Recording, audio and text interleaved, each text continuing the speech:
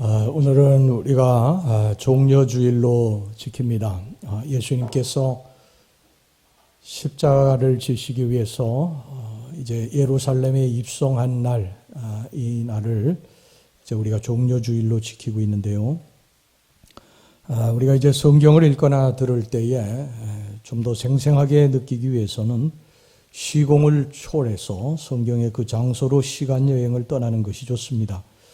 하나님이 우리에게 주신 상상력을 총동원해서 그 현장의 모습을 세팅하고 내가 그곳에 있는 것처럼 예수님이 하시는 말씀 하나하나, 주변에 있는 사람들이 웅성거리는 소리, 또 바람소리, 물 흐르는 소리, 양의 울음소리 등을 실제로 듣는 것처럼 생각하고 말씀을 우리가 듣고 읽으면 우리는 2000년이라는 시간과 공간을 뛰어넘어서 그 생생한 현장의 모습을 만날 수 있게 됩니다.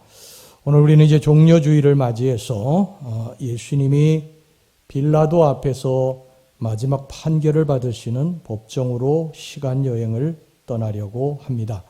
제가 방금 말씀드린 것처럼 그 시간 여행을 이제 2000년 전을 거슬러 올라가서 내가 그 현장에 있는 사람처럼 그 생생한 그 숨소리, 또 바람소리, 사람들의 웅성거리는 소리, 외치는 소리, 이런 것들을 마음에 담고 이 말씀을 이제 듣게 되면요, 훨씬 더 생생하게 현장의 모습을 이제 만날 수 있게 될 것입니다.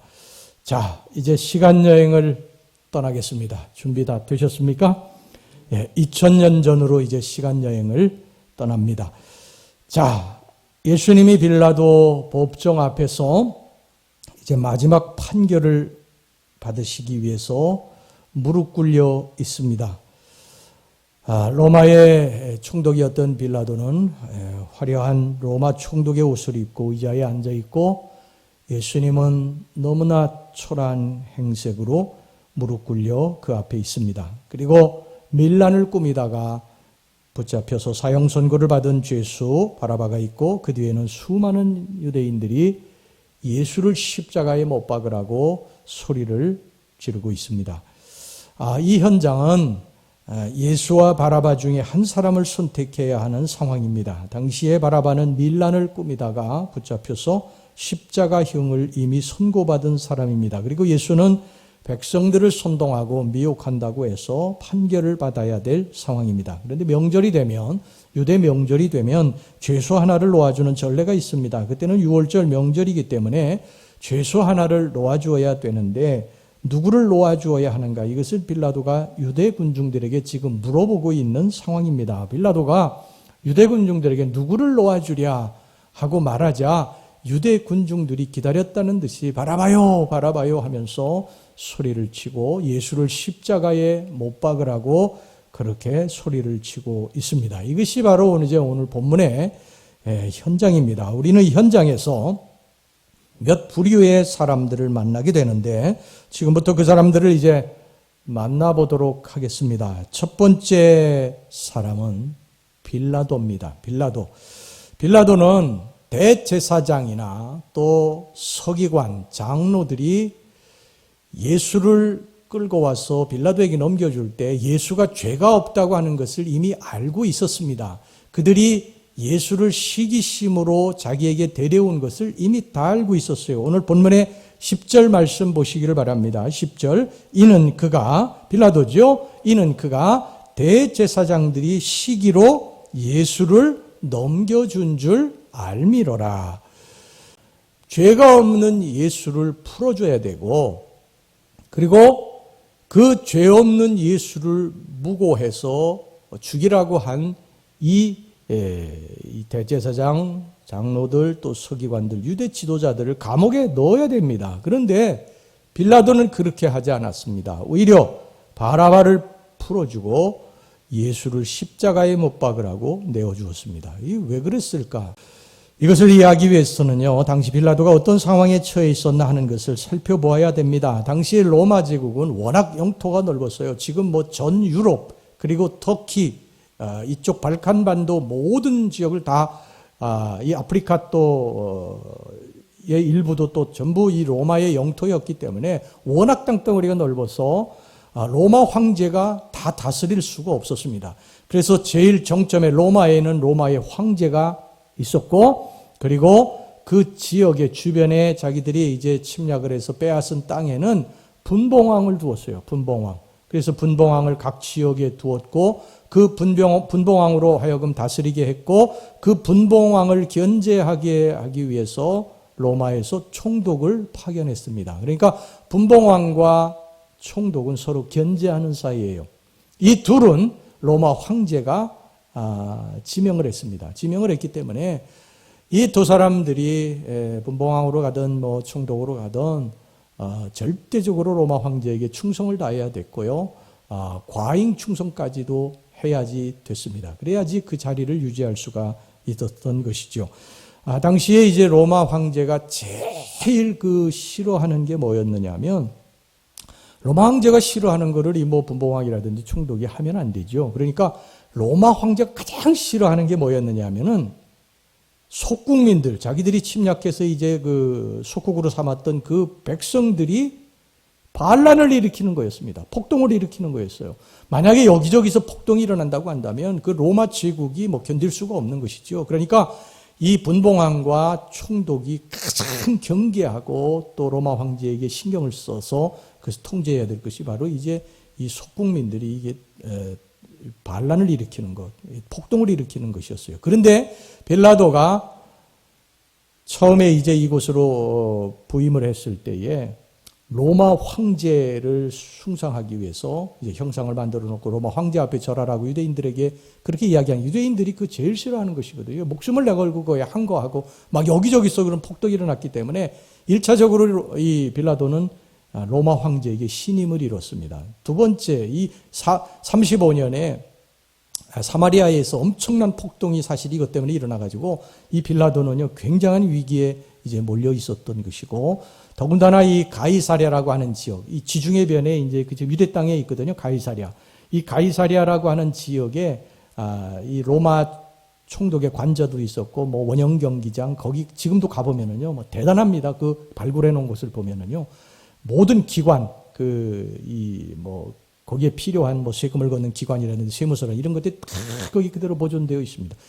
거기를 이제 이 가이사랴에 수문을 건축을 하는데 엄청난 세금을 걷어들였어요. 이 세금을 걷어들였기 때문에 백성들의 원성이 자자했고 이곳저곳에서 폭동이 일어나고 있었던 그런 상황이었어요. 그러니까 한 번만 더 폭동이 일어나게 되면, 유대 나라에서 폭동이 일어나게 되면 빌라도는 로마 황제에게 가차없이 버림을 받을 수 있는 그런 상황이었어요. 그런 상황.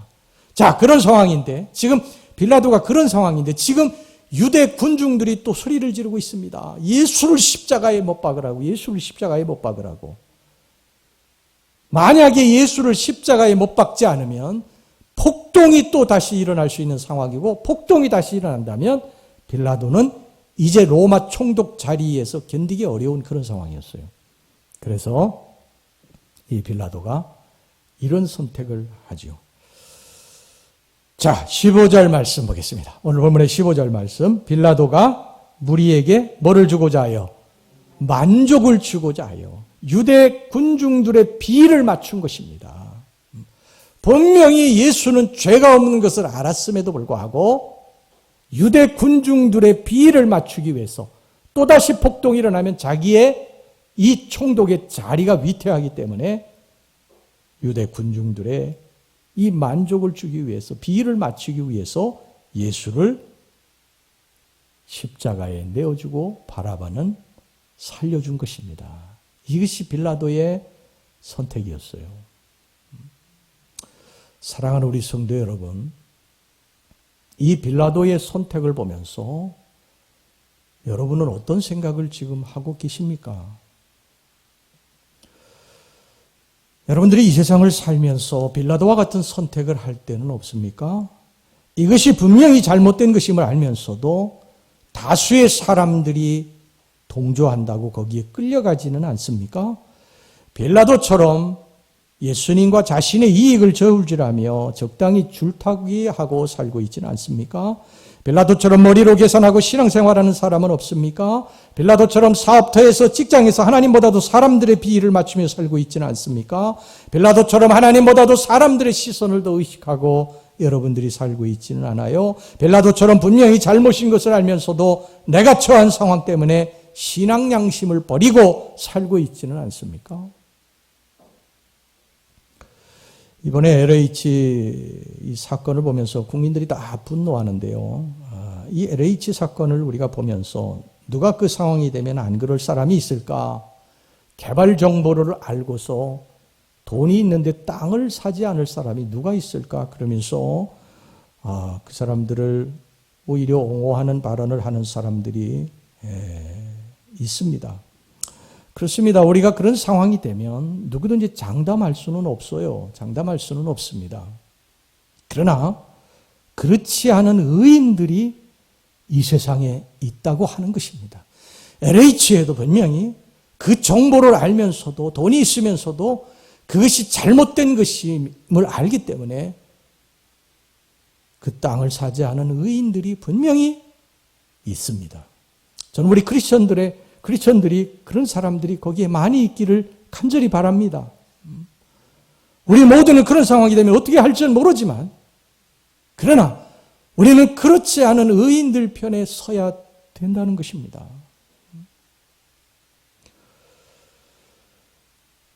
여러분, 우리 만약에 크리스천들이요, 이 성전에 와서 하나님 전에 와서 하나님 앞에 우리가 축복받기 위해서 기도만 하고 병 고치기 위해서 우리가 기도만 하고 자녀들이 잘 되기 위해서 기도만 하고 여러분 세상에 나가서 세상 사람들하고 똑같이 부패하고 타락하고 그렇게 살아간다면요, 우리가 무당 앞에 가서 점쟁이 앞에 가서 축복 비는 거하고 뭐가 다릅니까? 뭐가 달라요, 여러분? 우리가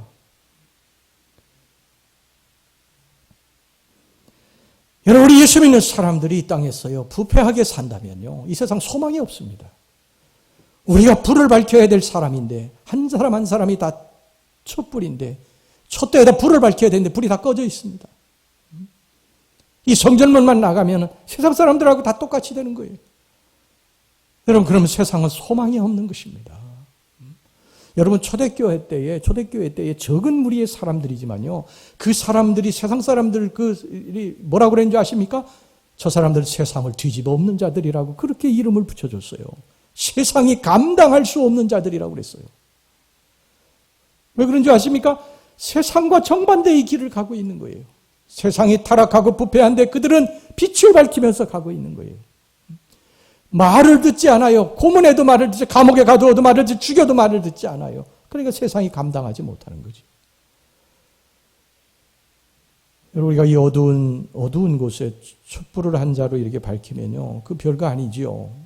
그 어둠이 그냥 그대로 있는 것 같고 촛불만 희미하게 비칩니다. 우리 그런 생각을 할 수가 있어요. 나 한 사람이 양식껏 살아봐야 뭐 나만 손해지 이 세상이 밝아지겠어? 다들 저렇게 사는데 나 혼자 촛불 밝혀봐야 뭐해? 나 혼자 양심 가지고 살아봐야 뭐해? 이렇게 우리 얼마든지 그렇게 말할 수 있거든요. 그런데 내가 촛불을 희미하게 밝힙니다. 옆에 있는 사람이, 또 다른 사람이 촛불을 하나 밝혀줬어요. 또 세 번째 사람이 촛불을 밝혀줬어요. 그 다음에 네 번째, 다섯 번째 계속 촛불을 밝혀줍니다. 그러면 세상은 점점 환해지는 줄로 믿습니다. 우리 예수 믿는 사람들이 세상의 촛불입니다. 세상의 빛이에요. 너희들은 세상의 빛이니라. 여러분, 거대한 물결은요, 작은 물결부터 시작을 하는 거예요. 지금 미얀마 사태를 보면서 뭐가 떠오릅니까? 1980년 5월 18일 광주 항쟁이 떠오르지 않아요? 비슷하지 않습니까? 지금 비슷하게 전개되고 있어요. 여러분, 5.18 광주 항쟁 때 저는 훈련소에 있어서 정확하게 제가 모르겠는데 그 5.18 광주 항쟁 때에 언론에 이 사태에 대한 이야기 한 줄도 나오지 않습니다. 그냥 광주에서 어떤 소요 사태가 있었다, 이 이야기만 나오는 거죠. 제가 논산훈련소에서 우리 후임 병력이 광주에서 안 들어와서 광주에서 뭔 일이 있구나 하는 것만 알았지 아무것도 몰랐어요. 한 자루의 촛불을 누가 밝혔고 그가 죽었을 수도 있어요. 근데 또 다른 사람이 촛불을 밝혔고 또 밝혔고 수천 명이 죽어갔지 않습니까? 저번에는 공수부대 거기 나왔던 사람이 양심선언도 했고요. 지금 이 아마 사태도 사람들이 계속 죽어가고 있습니다. 그런데 죽어가는 그 부모들이 또 초를 밝히고 또 초를 밝히고 지금 우리나라 광주 항쟁 이후에 민주주의가 얼마나 많이 지금 성장을 했습니까? 자유민주주의가 얼마나 우리가 그런 사회 속에 살게 됐어요. 미얀마도 그렇게 될 줄로 믿습니다. 지금 나 한 사람 나 한 사람 양식껏 살아봐야 나 한 사람 촛불 한 자루 켜봐야 여러분 이런 생각을 가지시면 안 됩니다. 우리는 내 있는 처소에 거창한 거 하라는 게 아니에요. 내 있는 처소에서 그것이 직장이 됐든 사업도가 됐든 어디에 됐든지 양심의 불을 밝히고 하나님 앞에서 내가 정직하게 바르게 산다면 여러분 하나님이 그 사람을 기뻐하시는 줄로 믿습니다. 만약에 우리가 여러분 자신의 이익 때문에 세상에서 양심을 버리고 예수를 판다면요 바로 내가 빌라도입니다. 2000년 전에 빌라도가 따로 있는 것이 아니에요. 성경에 2000년 전에 빌라도가 따로 있다고 거기에 기록한 것이 아닙니다. 빌라도가 바로 너라고 하나님이 우리들에게 지금 말씀하시는 거예요. 너의 이익 때문에 예수를 팔고 양심을 바른 네가 바로 빌라도라는 것입니다. 하나님이 그렇게 말씀하시는 거예요. 그 다음에 두 번째는요. 군중들입니다. 군중들. 여러분 종려주일과 오늘 종려주일 아니에요. 그리고 성금요일 여러분 차이를 보시기 바랍니다. 종려주일 예수님께서 나귀를 타시고 예루살렘에 이제 입성하실 때에 수많은 군중들이요. 예수님의 발에 종려나무 가지를 깔고 종려나무 가지를 입을 들고서 호산나 호산나 다윗의 자손이요. 이러면서 예수님을 얼마나 열렬히 환영했는지 모릅니다. 그런데 불과 닷새 만에 그들은 돌변하게 됩니다. 예수를 십자가에 못 박으라고 돌변하게 돼요. 도대체 왜 이들이 이렇게 돌변했는가? 이유는 이렇습니다. 종려주일 예수님께서 나귀를 타고 예루살렘에 입성하실 때까지만 해도 유대 군중들은 예수님이 그들이 그렇게 오랫동안 기다려왔던 메시아인 줄 알았어요. 로마의 압제에서 정치적인 해방과 자유를 가져다 줄 메시아, 로마를 부수고 그들 편에 서서 유대의 구세주가 될 민족적 영웅이 될 메시아, 이런 왕에 대한 기대를 걸었습니다. 그런데 지금 성금요일 빌라도의 그 앞에 무릎을 꿇려서 있는 예수의 모습은 그들이 기다리던 그 메시아가 아니었어요. 뒤에서 주먹으로 때리고 뺨을 때리고 침을 뱉고 모욕을 주어도 아무 말도 못하고 무기력하게 무릎 꿇려 있는 예수. 그 예수는 더 이상 자신들이 기다리던 메시아가 아니었습니다. 그러나 반대로 바라바는 어떤 사람입니까? 오늘 여기 본문의 7절 보겠습니다. 본문의 7절 말씀. 밀란을 꾸미고 그 밀란 중에 살인하고 체포된 자 중에 바라바라 하는 자가 있는지라. 보통 우리는 바라바를 강도라고 하는데요. 강도가 아닙니다. 바라바는요, 독립군이에요. 유대인들의 독립군입니다. 나라를 건지기 위해서 일어난 사람이에요. 반란을 일으키고 일어난 사람이에요. 우리 일제시대 때 독립군이 있잖아요. 유대인들에게 독립군이에요. 물론 로마의 편에서 보면 반란군이죠. 그래서 밀란을 여기 일으켰다고 그런 거예요. 근데 바라바를 이제 잡아들인 것이죠. 로마에서. 그리고 반란군은 무조건 십자가입니다. 십자가요. 가장 고통스러운 십자가형이에요. 그래서 십자가형을 이미 바라바는 받았어요. 근데 아까 유대인 명절에는 죄수 하나를 놓아주는 전례가 있기 때문에 그 유대 군중들이 바라보니까 예수는 이제 더 이상 소망이 없는 거예요. 그렇게 모욕을 주고 뺨을 때리고 주먹으로 때리고 침을 뱉고 그래도 아무 말을 안 하는 그 예수는 그들이 기다리던 메시아가 아니었어요. 그들이 오히려 누구에게 더 기대를 걸었냐? 바라바입니다. 그래서 닷새 만에 그들이 바뀐 거예요. 바라바를 풀어주고 예수를 십자가에 못 박으시오. 여러분은 예수님에 대한 무슨 생각을 가지고 있습니까? 내가 생각하는 예수는 어떤 사람입니까? 아마 몸이 병약하신 분들은요, 예수님을 나의 병을 고쳐주셨으면 좋겠다, 이렇게 아마 생각하실 거예요.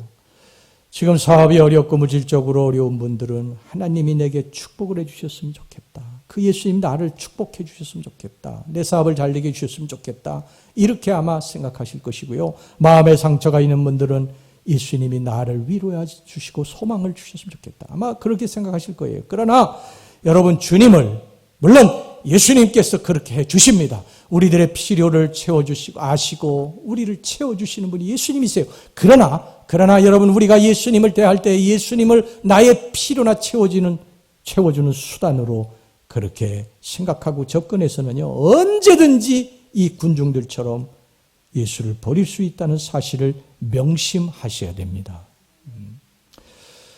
여러분, 교회 나왔는데도 그냥 병이 있어요. 나는 병 고치고 싶은데 병이 그대로 있어요. 그러면 어떤 생각이 듭니까? 예수는 병 고치는 분이라고 생각하고 왔는데 예수가 병을 못 고쳐줘요. 교회 나왔는데 교회에서 병을 못 고쳐줘요. 그러면 이 교회에서 무슨 이거 병도 못 고치고, 그러고서 얼마든지 떠날 수 있다는 거예요.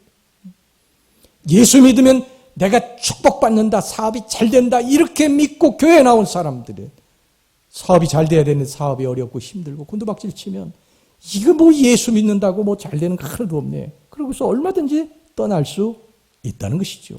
자녀들의 문제도 역시 마찬가지고요. 모든 인생에 하나님이 예수님이 나의 수단이라고 생각하고 교회에 나온 사람들은 언제든지 유대군중들처럼 마음이 변질할 수 있는 그러한 여지가 충분한 것입니다. 여러분, 예수를 나의 욕구나 채워주는 분으로 믿어서는 안 됩니다. 그분은 나의 주인이십니다. 그분은 나의 왕이십니다. 그분이 나의 필요를 채워주시든 채워주시지 않든 나는 그분 앞에 무릎 꿇고 그분을 섬겨야 됩니다. 그분은 나의 삶의 수단이 아니라 목적이십니다.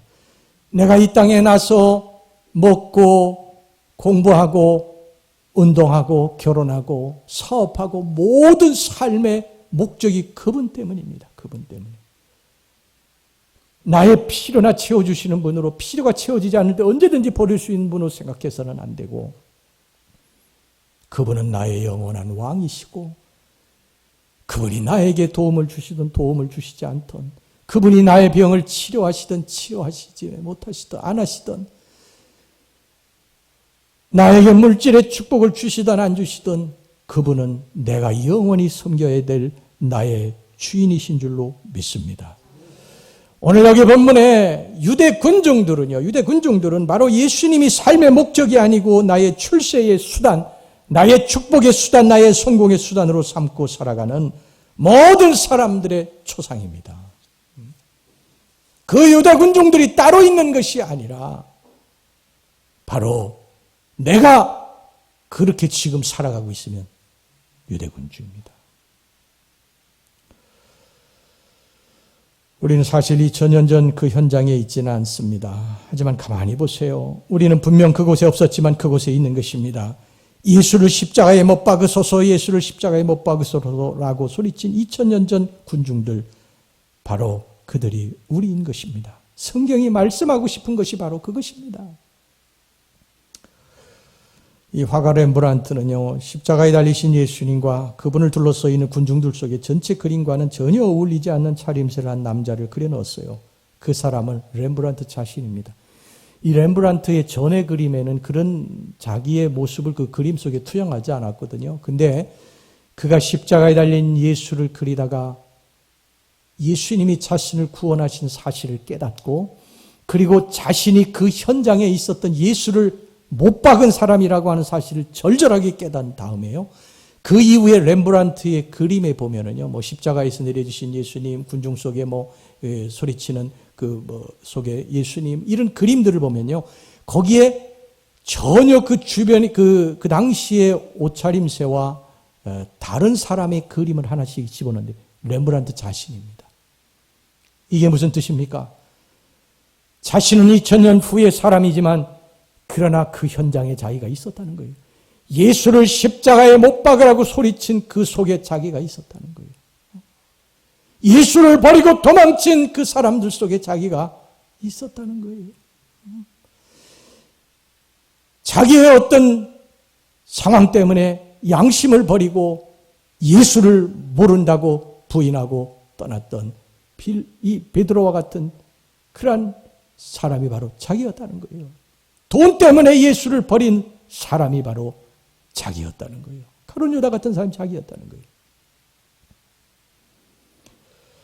그 사건이 있은 지 2000년이 지난 오늘날 우리들은 거기 너 있었는가 그때라는 흑인 연가를 부르면서 우리 자신의 모습을 뒤돌아보고 있습니다. 우리 부른 오늘 찬양 부른 그 찬양이 바로 그것입니다. 거기 너 있었는가 그때에 겟세마네 동산에서 주님이 죄인처럼 질질 끌려가실 때 너 거기 있었는가? 거기 너 있었는가 그때에 주님이 제자들에게 배신당하고 돈에 팔리실 때 너 거기 있었는가? 거기 너 있었는가 그때에 주님 채찍으로 맞아 피가 범벅이 될 때 너 거기 있었는가? 거기 너 있었는가 그때에 사람들이 주님에게 침뱉고 조롱당하고 주먹으로 맞을 때 거기 너 있었는가? 거기 너 있었는가 그때에 주님 십자가 지시고 이리 쓰러지고 저리 쓰러질 때 너 거기 있었는가? 거기 있었는가 그때에 주가 십자가 위에 달릴 때 그를 못 박으라고 소리치는 군중들 속에 너 거기 있었는가? 우리가 거기 있었습니다. 여러분, 우리가 거기 있었습니다. 바로 그 군중들 속에 우리가 있었던 것입니다. 지금 우리들의 삶을 보면 거기에 우리가 있었던 것이 틀림없습니다. 지금도 우리는 그렇게 살고 있기 때문입니다. 빌라도처럼 살고 있기 때문입니다. 유대 군중들처럼 살고 있기 때문입니다. 우리는 그때에 예수를 죽이라고 소리친 사람들 속에 분명히 있었습니다. 예수를 버리고 도망갈 때 도망자들 속에 우리들이 있었어요. 예수를 주먹으로 때리고 침뱉을 때 우리가 거기 있었습니다. 나의 지금의 삶을 보니 그렇습니다. 아마 더 했을 수도 있겠어요. 가룟 유다처럼 예수를 돈에 팔았을지도 모릅니다. 베드로처럼 예수를 저주하고 부인하고 떠났을지도 모릅니다. 그렇다고 한다면 예수를 이용하려고 한 군중들이 우리들입니다. 오늘 성경이 그걸 우리들에게 말씀하고 계신 거예요. 그 다음에 마지막으로 세 번째 바라바입니다. 바라바.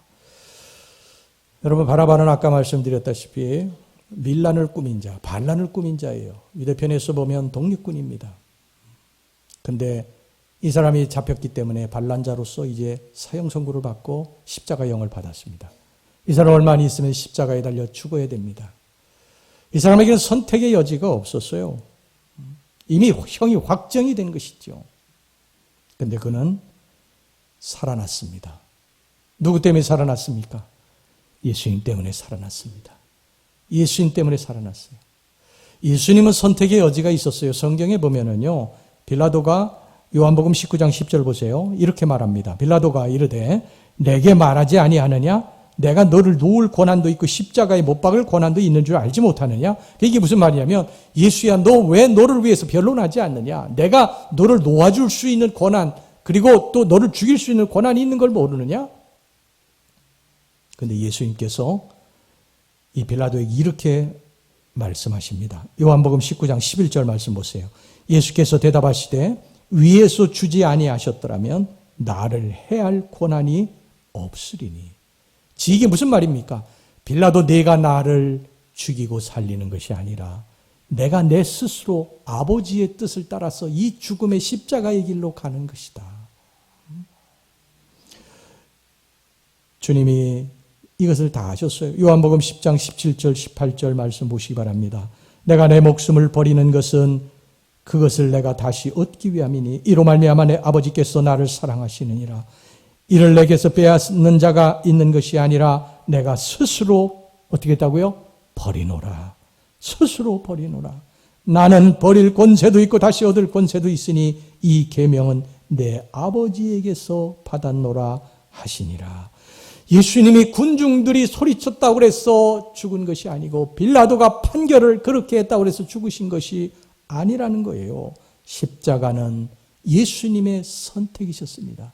예수님이 얼마든지 천사들을 동원해서 그들을 막을 수 있었고 십자가에 달리지 않으실 수도 있었지만 아버지의 뜻을 따라서 저와 여러분들의 죄를 대신해서 십자가로 스스로 걸어가신 것입니다. 이건 예수님의 스스로 자신을 버린 것 때문에 빌라도가 산 거예요.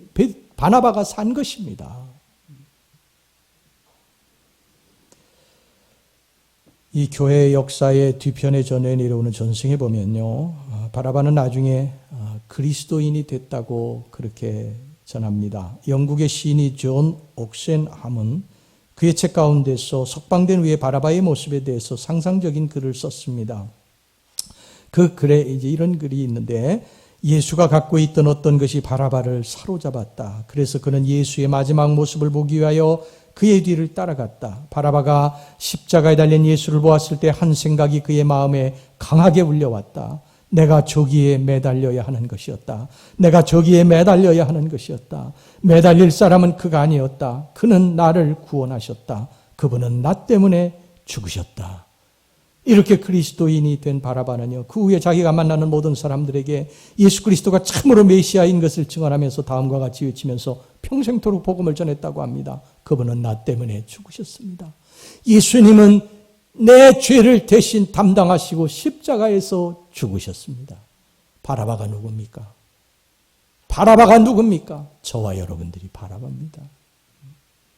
이 죄인이 십자가에 달려 죽어야 되는데, 저와 여러분들이 십자가에 달려 죽어야 되는데, 예수님이 대신, 내 대신 그 십자가의 길을 걸어가신 것입니다. 그래서 어떤 신학자는요, 바나바를 가리켜서 바나바는 상징적인 죄인이라고 말을 했습니다. 다시 말하면 바나바는 우리 모두의 초상이라는 거예요. 하나님 앞에 허물 많고 죄 많은 인간들을 상징합니다. 여러분 기억하십니까? 주님께서 이 땅에 오신 목적을 기억하세요? 주님이 이렇게 말씀하셨어요. 마태복음 20장 28절 말씀, 인자가 온 것은 섬김을 받으려 함이 아니라 도리어 섬기려 하고 자기 목숨을 많은 사람의 대속물로 주려 함이니라. 여기에서 많은 사람이라는 말의 정확한 그 원어의 뜻은 뭐냐면요, 많은 사람의 자리를 대신하여, 그런 뜻입니다. 많은 사람의 자리를 대신해서, 많은 사람의 자리, 거기에는 바로 나의 자리가 있습니다.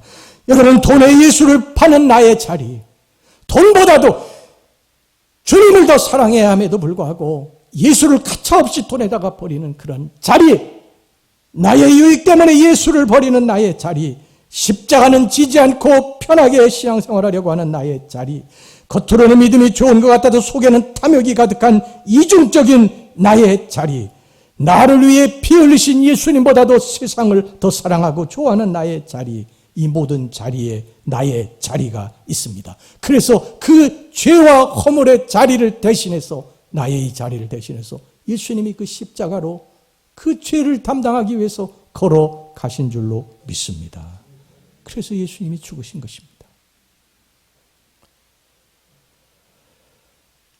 여러분, 바나바의 고백은, 바나바의 부르짖음은 여러분과 저의 부르짖음이어야 됩니다. 예수님은 나 때문에 죽으셨습니다. 우리가 교회 나와서 성경에서 듣는 그 지식 말고요,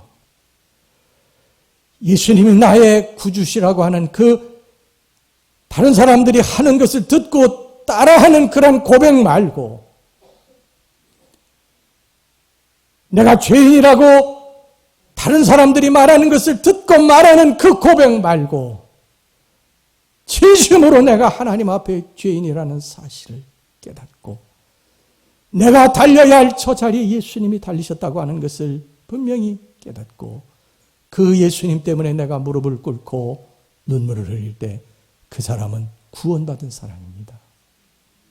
교회 다닌다고 구원받는 게 아니에요. 아시겠습니까? 교회 다닌다고 구원받는 게 아니에요. 그 십자가에 달리신 예수님이 그 십자가로 걸어가실 때에 나 같은 죄인 때문에 걸어가신 것을 깨닫고 그냥 한없이 눈물을 펑펑펑펑 쏟게 될 때 그리고 그 예수님 앞에 감사의 찬양을 두 손 높이 올려드릴 때 그때 나는 구원받은 자가 되는 줄로 믿습니다. 그게 구원받은 자네. 여러분, 그때부터 이제 마귀가 우리들에게 역사하지 못합니다. 마귀가 우리 속에 들어오지 못합니다. 여러분, 교회 다녔다고 마귀가 피해가는 게 아니에요. 제가 얼마 전에 그 다큐 하나를 보니까요, 신내림 받아가지고 막 펄떡펄떡 뛰는데 그 신아버지라고 하는 친구가 있는데, 신아버지가 뭐냐면 신내림